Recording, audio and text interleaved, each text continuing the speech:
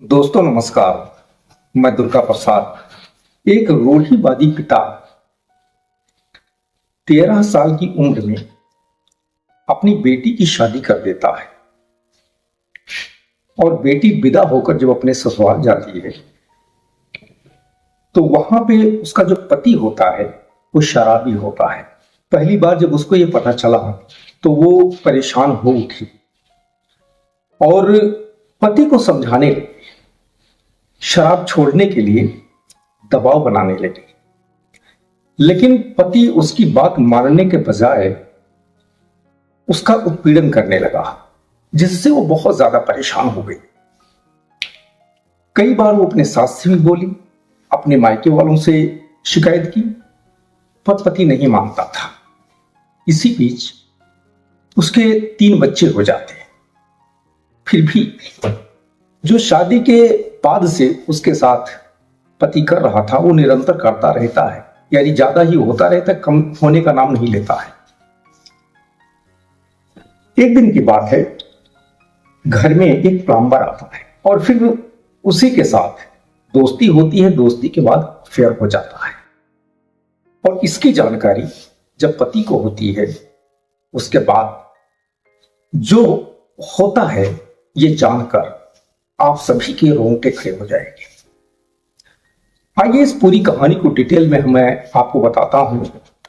कहानी बहुत ही रोचक है और आप सभी से अनुरोध है कि इस पूरी कहानी को आप सब पूरा सुने जरूर। कहानी है उत्तराखंड की। उत्तराखंड का एक शहर है जिसे धर्म नगरी के नाम से जाना जाता है। आप सभी ने सुना होगा, ऋषिकेश। इसी ऋषिकेश में एक मोहल्ला है जिसका इलाका है जिसका नाम है बापू ग्राम। और इसी बापू ग्राम इलाके में एक मोहल्ला है जिसका नाम है 20 बीघा। और इसी 20 बीघा मोहल्ले के गली नंबर 9 में एक परिवार रहता था। परिवार के जो मुखिया थे उनका नाम था गोपाल राठी। जो लोअर मिडिल क्लास परिवार था इनका जो जीवन यापन था लोअर मिडिल क्लास था। साथ में इनकी पत्नी कुसुम देवी और एक बेटा नाम था नरेंद्र राठी, जो युवा हो चुका था और पढ़ाई लिखाई ज्यादा हो नहीं पाई थी, तो ये टैक्सी चलाने लगा था। अभी तक पिता घर में कमाने वाले थे, आर्थिक रूप से काफी क्राइसिस रहा करती थी घर में। पर अब जब बेटा भी कमाने लगा तो पहले से स्थिति बेहतर हो चुकी थी। बेटा युवा हो चुका था। अब माता पिता ये सोचते हैं कि बेटा युवा हो चुका है और घर में कुसुम देवी जो थी अकेली थी, तो वो सोचते हैं कि अगर बेटी की अब शादी कर दी जाए, बहू घर में आ जाए तो बहुत ही सुंदर रहेगा। घर के काम में भी हाथ बटाएगी, घर भी संभालेगी और फिर आगे का जो भविष्य होता है, यानी अगली पीढ़ी जो बाल बच्चे होते हैं उनकी भी संभावना जो है बन जाएगी। यही सोचकर जो है वो नरेंद्र राठी के यानी बेटे की शादी करने का डिसीजन लेते हैं। अब वो सोचते हैं कि कोई घरेलू जो लड़की होती है, ठीक ठाक लड़की हो, अगर वो मिल जाती है तो उसके साथ उसकी शादी कर दी जाए। इसी बीच ऋषिकेश का ही एक मोहल्ला आता है जिसका नाम है चंद्रशेखर नगर, शीशम झाड़ी। इसी के पास में एक संतोष कुमार नाम के व्यक्ति रहते थे। ये भी आर्थिक रूप से काफी कमजोर थे। इनकी एक बेटी थी, नाम था पूजा। जो संतोष थे ये थोड़ा धार्मिक तो थे पर थोड़ा रूढ़िवादी मानसिकता के थे। इनकी बेटी जो थी पूजा, उसकी उम्र करीब 13 साल की हो चुकी थी। अब इनको लग रहा था कि बेटी बड़ी हो चुकी है, अब इसकी शादी कर दी जाए। जबकि 13 साल की उम्र में बेटा हो या बेटी, ये कितने बड़े हो जाते हैं आप सब समझ सकते हैं। पर जैसे कहा गया है रूढ़िवादी थे, तो उनको लगा कि अब शादी कर देना चाहिए। तो उसके लिए जो है घर और वर की तलाश करना शुरू कर देते हैं। अब तलाश करते करते एक दिन ये तलाश करने लगते हैं। तो जितने उनके जान पहचान के लोग होते हैं, नातेदार रिश्तेदार होते हैं, सभी से बोलते हैं, क्योंकि जो दोस्त यार थे, नातेदार रिश्तेदार थे, लगभग उन्हीं की मानसिकता के वो लोग भी थे, तो उन्हीं से बोलते हैं। तो उन्हीं में से एक दोस्त उनका बताता है, यही नरेंद्र राठी जो होता है टैक्सी ड्राइवर बापू ग्राम का, इसी का सुझाव देता है। तो इसकी जानकारी जब संतोष कुमार को होती है तो एक दिन ये उसके घर जाते हैं, और जो नरेंद्र के पिताजी होते हैं गोपाल राठी, इनसे मुलाकात करते हैं और अपने बेटी की शादी की बात करते हैं। तो जो गोपाल राठी होते हैं कहते हैं, भाई बेटा मेरा बड़ा हो चुका है, शादी तो मैं करना चाहता हूं, पर एक बार जो बेटा है अगर वो लड़की को देख लेता है, पसंद कर लेता है, तो फिर हमें शादी करने में कोई आपत्ति नहीं है, क्योंकि हम लोग तो आगे का जो बातचीत है वो कर लेंगे, कोई दिक्कत नहीं है। पर एक बार बेटा देख ले तो बेहतर रहेगा, जो लड़की आपकी वो भी जो है लड़की को देख ले, अगर वो दोनों एग्री हो जाते हैं तो शादी करने में कोई आपत्ति नहीं। उसके बाद भी एक दिन नरेंद्र राठी और जो बेटी होती है पूजा, अब पूजा 13 साल की थी, उसको क्या समझ थी कि कैसा लड़का अच्छा रहेगा, कैसा बुरा रहेगा, कैसा घर अच्छा रहेगा, कैसा बुरा रहेगा। अरे जो फॉर्मेलिटी होती है, फॉर्मेलिटी के तौर पे लड़का लड़की की जो है, जो एक दिखाई बेसिक चीजें होती है, रस्म होती है, वो रस्म जो संतोष थे इनके घर पर ही, यानी जो नरेंद्र राठी था, इनके माता पिता कुछ और लोग इन्हीं के घर पर गए, संतोष के घर पर। वहीं पर जो है अपना लड़की लड़का की जो दिखाई होती है, जो रस्म वगैरह होती है, हल्के फुल्के माहौल में रस्म पूरा कंप्लीट होती है, और फिर ये शादी तय हो जाती है। और फिर एक दिन एक डेट सुनिश्चित होता है। उस दिन और डेट को एक जैसी इनकी हैसियत थी उस अनुसार से शादी संपन्न करा दी जाती है। शादी जब हो जाती है तो जो पूजा होती है ये विदा होकर अपने ससुराल आ जाती है। यहाँ पर अपने ससुराली जनों यानी सास ससुर और पति के साथ में रहने लगती है। अब जो पूजा थी ये उम्र तो इसकी कम थी, पर समझदार थी, घर की जिम्मेदारियां जानती थी, क्योंकि जो इसकी माँ थी वो घर के काम में जो है उससे जो है मदद लेती थी, और धीरे धीरे ये घर की जिम्मेदारियां संभालना जान गई थी। तो उसकी समझ थी, क्योंकि शिक्षा दीक्षा तो ज्यादा थी नहीं, ना के बराबर ही थी। तो जब यह ससुराल पहुंचती है तो वहां की पूरी जिम्मेदारी जो होती है ये संभाल लेती है। अब जो सास ससुर होते हैं वो भी काफी खुश होते हैं, ये बहुत अच्छी आ गई है, घर में जिम्मेदार जवाबदार आ गई है। जो पति होता है नरेंद्र, ये भी खुश रहता है, और जो पत्नी होती है पूजा, ये भी खुश ही रहती है। उम्र तो बहुत कम थी पर खुश ही रहती है। समय बीतने लगता है। एक दिन की बात है, जो नरेंद्र राठी था ये शाम को जब अपने काम से आता है, जैसे बताया टैक्सी ड्राइवर था, आता है तो शराब के नशे में धुत होता है। अभी जब घर पर आता है तो जो पूजा होती है देखती है, इसकी हालत देखती है, और वो परेशान होती है, क्योंकि उसको तो जरा भी आभास नहीं था कि उसका पति शराबी होगा या नशा पात करता होगा। लेकिन जब पहली बार देखती है तो बहुत ज्यादा बेचैन हो उठती है, परेशान हो उठती है, कुछ नहीं बोलती। इसी तरीके से रात बीत जाती है। दूसरे दिन वो पति को समझाने का प्रयास करती है, रोकने का प्रयास करती है, और जो पति होता है रोकने का प्रयास करती है, पर पति उसकी बात नहीं सुनता, उसकी बात बिल्कुल ही मानने को तैयार नहीं होता है।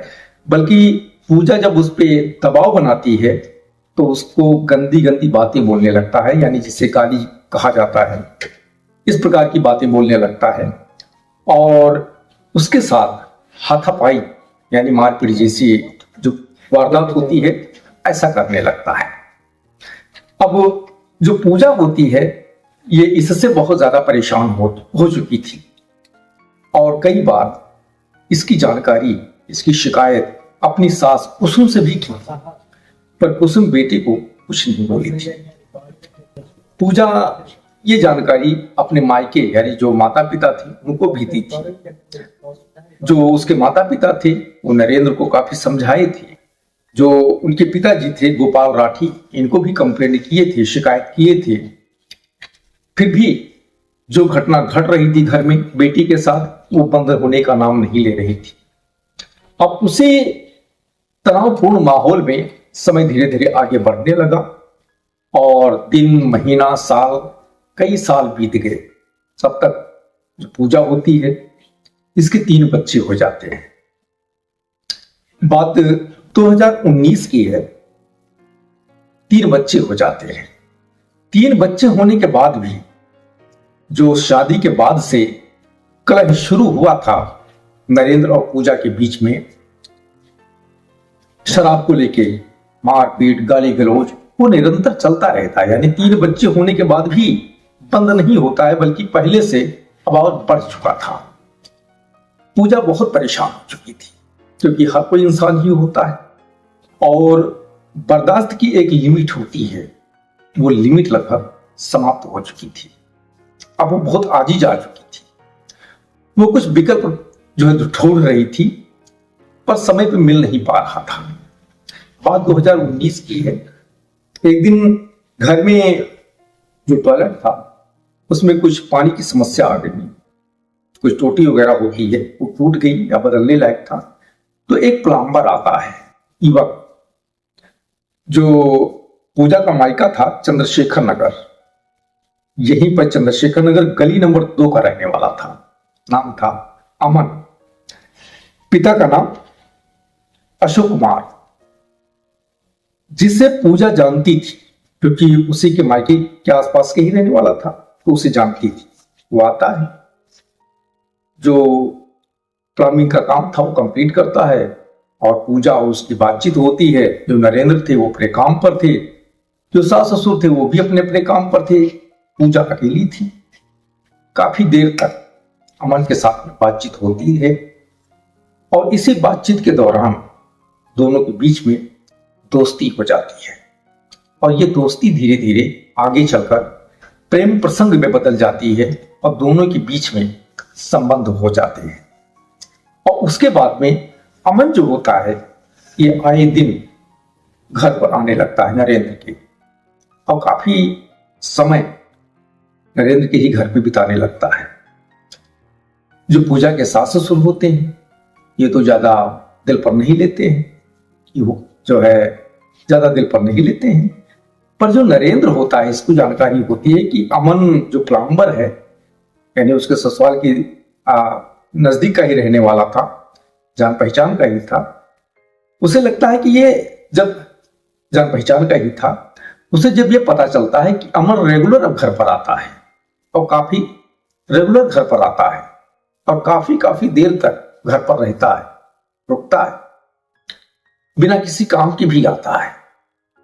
तो जो बिना किसी काम के भी आता है और जो पूजा और अमन के बीच का जो बातचीत थी और जो इन दोनों के बीच की एक्टिविटीज थी, हाव भाव थे, इससे जो नरेंद्र होता है इसको संदेह होने लगता है। तो जैसे बताया कि पूजा के साथ नरेंद्र का पहले से ही मारपीट होती थी, गाली गलौज होता था। संदेह होने के बाद में वो प्रक्रिया और बढ़ जाती है। अब जैसे बताया कि जो पूजा थी पहले से विकल्प के तलाश में थी पर नहीं मिल पा रहा था, लेकिन वो विकल्प अब मिल चुका था अमन के रूप में। अब वो बर्दाश्त करने की मूड में बिल्कुल नहीं थी। जब वो बहुत ज्यादा परेशान हो जाती है, बर्दाश्त की लिमिट समाप्त हो जाती है, तो एक दिन अमन और पूजा प्लान बनाते हैं। पूजा कहती है अमन से कि मैं भी इंसान ही हूं और 20 साल करीब शादी को बीत गया, 18-20 साल, 3 बच्चे की मां बन गई, पर इस आदमी ने बहुत तकलीफ दिया, बहुत मारा पीटा मुझे, अब बर्दाश्त नहीं हो पा रहा है। तो अमन की अब जो पूजा थी प्रेमिका बन चुकी थी, उसे भी बहुत खराब लगता है। अमन पूछता है पूजा फिर क्या करना चाहिए। पूजा सीधा अमन से कहती है कि तुम अगर वाकई में मुझे चाहते हो, दिल से चाहते हो, तो जो नरेंद्र है इसको खत्म कर, नेस्तनाबूद कर दो, इसे मैं देखना भी नहीं चाहती। ये बात पूजा जब बोलती है तो जो अमन होता है ये तुरंत तैयार हो जाता है और फिर दोनों मिलकर प्लान बनाते हैं। और प्लान के अनुसार 1 जुलाई 2020 की बात है। 1 जुलाई 2020 को ये डेट सुनिश्चित किया जाता है कि आज नरेंद्र को समाप्त कर देना है।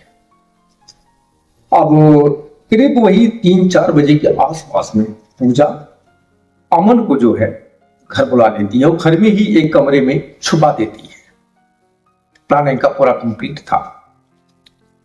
रात के समय वही 8-9 बजे के आसपास में नरेंद्र शराब के नशे में धुत होकर घर पर पहुंचता है।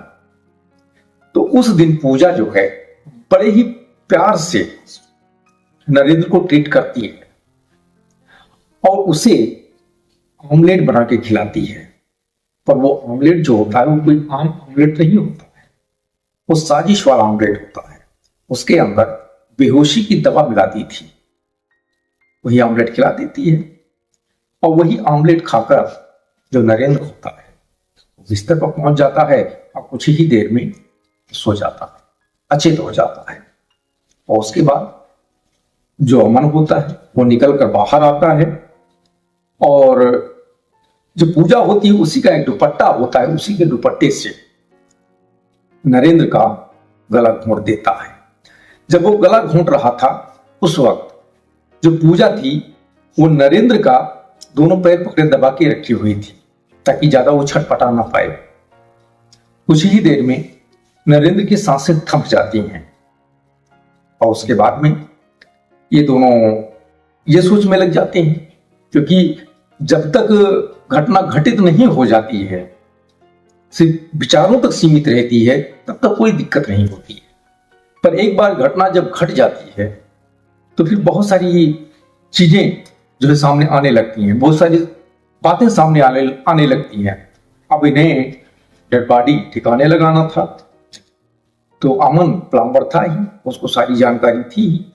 वो घर के अंदर जो टॉयलेट होता है उसी का जो कमोड होता है, कमोड निकालता है और वहीं पर जो है उस गड्ढे को थोड़ा बड़ा करता है और जो टैंक होता है वहीं से उसकी जो नरेंद्र की डेड बॉडी होती है उसी टैंक में डाल देता है और रात को ही फिर से कमोड बैठा के जो टाइल्स वगैरह होता है सब कंप्लीट कर देता है और सुबह होते होते वो वहां से निकल लेता है। अब ये 1 जुलाई की बात है, रात के समय 2 जुलाई आ जाती है, 3 जुलाई, 4 जुलाई, 5 जुलाई, करीब करीब 1 हफ्ता बीत जाता है और 9 दिन बीत जाता है। जो पूजा की सास थी कुसुम, वो बेटे को नहीं देखी थी, क्योंकि कभी कभी क्या था कि नरेंद्र टैक्सी बुकिंग में लेके चला जाता था तो 4 दिन 5 दिन वापस नहीं आता था, ये कुसुम को पता था। तो 4-5 दिन 6 दिन जब बीत गया तो कुसुम कुछ नहीं बोली, लेकिन इस बार करीब 8-9 दिन बीत चुका था और नरेंद्र वापस नहीं आया, ना उसके बारे में कोई जानकारी और ना ही नरेंद्र ने उसे फोन किया इस बीच में, क्योंकि पहले अगर जाता था तो माँ को जो है फोन करता था, बताता था वो कहाँ है, कैसा है, सब बताता था। इस बार नहीं बताया। तो 9 जुलाई की बात है, कुसुम पूजा से पूछती है कि नरेंद्र कहाँ गया है, बुकिंग लेके गया है क्या, और नरेंद्र कहाँ गया है, दिखाई नहीं देता है, उसका फोन भी नहीं आया। तो जो पूजा होती है कहती हैं कि मम्मी 1 जुलाई को ही नरेंद्र पता नहीं कहाँ चले गए हैं और अभी तक वापस नहीं आए हैं और मैं कई बार फोन कर चुकी हूं पर उनका जो फोन है वो स्विच ऑफ आता है, बात नहीं हो पा रही, मैं खुद परेशान हूं।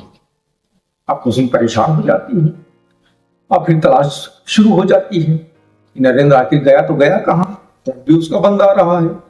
ये जानकारी गोपाल राठी को होती है, पिता को, वो भी परेशान हो जाते हैं। पूजा बिल्कुल रिलैक्स रहती है क्योंकि उसको जानकारी थी। अब माँ बाप परेशान हो जाते हैं। वो अपना जो है, जो जान पहचान के लोग थे, नातेदार रिश्तेदार थे, हर जगह पता करने का प्रयास करते हैं। जहां जहां उनको लगता है कि नरेंद्र जा सकता है या हो सकता है या मिल सकता है, उन सब से संपर्क करके नरेंद्र के बारे में पूछताछ करते हैं। पर हर तरफ से उनको एक ही जवाब आता है कि किसी को नहीं पता है। अब मां सबसे ज्यादा बेचैन हो उठती हैं और फिर अगले दिन यानी 10 जुलाई को वो ऋषिकेश थाने जाती है और वहां पर बेटे नरेंद्र राठी के गुमशुदगी की रिपोर्ट दर्ज करा देती है। और उसके बाद में पुलिस अपना तलाश में जुट जाती है, क्योंकि 10 दिन घर से गायब हुए हो चुका था। शिकायत के अनुसार पुलिस जो है अपना तलाश में जुट जाती है, एक टीम बनाई जाती है और सबसे पहले जो नरेंद्र होता है इसकी कॉल डिटेल निकाली जाती है। कॉल डिटेल जब निकालते हैं तो उसको बारीकी से रीड कर तो पता चलता है कि 1 जुलाई से ही शाम के समय से ही उसका फोन स्विच ऑफ है, ये सीडीआर में आता है। और जो नंबर आता है सीडीआर में पुलिस उससे भी रीड करती है बारीकी से, तो कोई ऐसा नंबर नहीं मिलता है उसमें, या कोई ऐसी चीजें नहीं मिलती है जिससे पुलिस को किसी प्रकार का कोई संदेह हो। अब पुलिस परेशान, अब वो दूसरा भी तलाशती है या और क्या करेंगे। अब पुलिस सबसे पहले पूजा से पूछताछ करती है, क्योंकि जांच पड़ताल जब पुलिस ने शुरू किया था टीम ने, तो देखा कि जो माँ बाप थे काफी परेशान थे, पर पूजा पूरी तरह से रिलैक्स थी, किसी प्रकार का कोई सवाल जवाब नहीं, बिल्कुल एक सामान्य स्थिति जो होती है, बिल्कुल सामान्य स्थिति। पुलिस को यह अखरने लगा। अब एक दिन जो है पुलिस पूजा से पूछताछ करती है, पूछती है नरेंद्र के बारे में, तो पूजा सीधा बता देती है कि तो पूजा उल्टा पुलिस को ही बोलने लगती है कि मेरा पति गायब है, मैं पहले से ही परेशान हूं, उल्टा आप मेरे पति को तलाशने के बजाय उल्टा हमसे ही सवाल पूछ रहे हैं। ये पुलिस पे ही भड़क जाती है। पुलिस के पास कोई प्रमाण था ही नहीं, पुलिस खामोश हो जाती है। लेकिन खामोश हो जाती है और आगे जो जांच पड़ताल होती है, यानी जो सुराग होता है, सुराग की तलाश में पुलिस जुट जाती है। लेकिन पुलिस को जो है, जो पूजा थी, इसकी जो बातें थी, इसकी जो एक्टिविटीज थी, इसके जो व्यवहार थे, ये खटक रहे थे। समय बीत रहा था, 1 दिन बीता, 2 दिन बीता, 4 दिन बीता। अब पुलिस को लगा कि 4 दिन बीता, लेकिन कोई सुराग नहीं मिल पा रहा था। उसके बाद में पुलिस जो है, जो पूजा थी, पूजा का नंबर हासिल करती है चुपके से, और उसके बाद में उसका कॉल डिटेल निकालती है, सीडीआर निकालती है। 4 दिन बीत जाता है, यानी करीब 10 दिन और बीत जाता है शिकायत दर्ज हुई और पुलिस को जांच करते हुए। यानी 20 जुलाई की बात है। 20 जुलाई को जो पूजा होती है, ये पुलिस स्टेशन पहुंचती है और पुलिस को शिकायत करती है कि उसके पति का फोन परसों आया था, यानी 18 जुलाई को आया था उसके पास में, और वो मुझे जान से मारने की धमकी दे रहा था, और मेरे जो 3 बच्चे हैं उनको भी जान से मारने की धमकी दे रहा था। ये बात जब पुलिस को सामने आती है तो पुलिस भी चौंक जाती है। क्या है, अभी तक कोई उसका सुराग भी नहीं मिल पा रहा है, उसका नंबर भी नहीं मिल पा रहा है, फोन स्विच ऑफ जा रहा है। फिर अचानक इनको जो है पति का जो है धमकी आने लगी, इससे पुलिस चौंक जाती है। अब क्या, पुलिस चौंक जाती है। अब पूजा से फिर से पूछताछ करती है, तो पूजा ये सब बताती है कि जो है मेरे पास 2 बार कॉल आई और दोनों बार वो धमकी दे रहा था। अब दोनों बार धमकी दे रहा था। अब पुलिस जो है सोच में पड़ जाती है। अब पुलिस पूजा को वापस भेज देती है, लेकिन चुपके से उसका नंबर हासिल करती है और उसका कॉल डिटेल निकाल देती है पूजा के मोबाइल का, और उसे जब बारीकी से रीड करते हैं, अब पुलिस जो है जिस नंबर से फोन आया था वो नंबर लेती है, तो ये वो नंबर जो है वाकई में जो नरेंद्र होता है उसी का नंबर होता है। अब पुलिस जो है जिस अब पुलिस जो है उसका जो EMI नंबर होता है उसे ट्रेस करती है। तब पुलिस को पता चलता है कि नंबर तो नरेंद्र का ही है, पर हैंडसेट किसी और का है जिसमें लगाकर नरेंद्र के नंबर से फोन किया गया था। ये पहली बार पुलिस के सामने ये लोकेशन आता है। अब पुलिस चौकन्नी हो जाती है। उसके बाद में पुलिस पूजा का मोबाइल नंबर हासिल करती है और उसका CDR निकालती है और बारीकी से रीड करती है, गुपचुप तरीके से। और जब उसे बारीकी से रीड करती है तो उसमें कई जगह वही नंबर सामने आता है, यानी वो कई जगह जो EMI नंबर ट्रेस हुआ था, जिस मोबाइल में, जिस हेडसेट में नरेंद्र का नंबर लगा के फोन किया गया था, उसी हेडसेट में एक और नंबर लगा हुआ था। ये भी लोकेशन आ जाता है। EMI के द्वारा जो है पुलिस ट्रेस कर लेती है। अब जो उस हैंडसेट में नंबर लगा हुआ था, उस नंबर से प्रतिदिन पूजा के नंबर पे जो है कॉल आता था। एक बार नहीं, दिन में 10 बार, 20 बार, अब लंबे समय तक बातचीत होती रहती थी। ये बात जो है CDR में पुलिस के सामने आती है पहली बार। अब पुलिस का संदेह तो पहले से ही पूजा पर था। पूजा की जो एक्टिविटीज थी, हाव भाव थे, पहले ही पुलिस को खटक रहे थे। अब एक हिसाब से पुलिस को साक्ष्य मिल गए थे और उसके बाद में पुलिस पूजा को हिरासत में ले लेती है। हिरासत में लेके ऋषि के स्थान ही आती है और यहां पे उससे पूछताछ करती है। तो पूजा पुलिस के समक्ष बहुत ही शातिराना अंदाज में पेश आती है, काफी घुमाने फिराने का प्रयास करती है। पर पुलिस के सवाल जैसे जैसे बढ़ते जाते हैं, पूजा उन्हीं सवालों में उलझती चली जाती है, अपनी ही बातों से मुकर जाती है, बात बदलती जाती है। अब पुलिस को पूरा कंफर्म हो जाता है कि हो ना हो सारी जानकारी पूजा को है। और उसके बाद पुलिस सख्ती से पेश आती है तो कुछ ही देर में पूजा टूट जाती है और अपना जो गुनाह होता है उसे कबूल कर लेती है। और उसके बाद में पूजा के ही कहे अनुसार पुलिस उसके प्रेमी अमन को भी हिरासत में ले लेती है और उसे भी थाने लाती है, उससे भी कड़ाई से पूछताछ करती है। और उसके बाद गुमशुदगी की FIR पहले से ही दर्ज थी।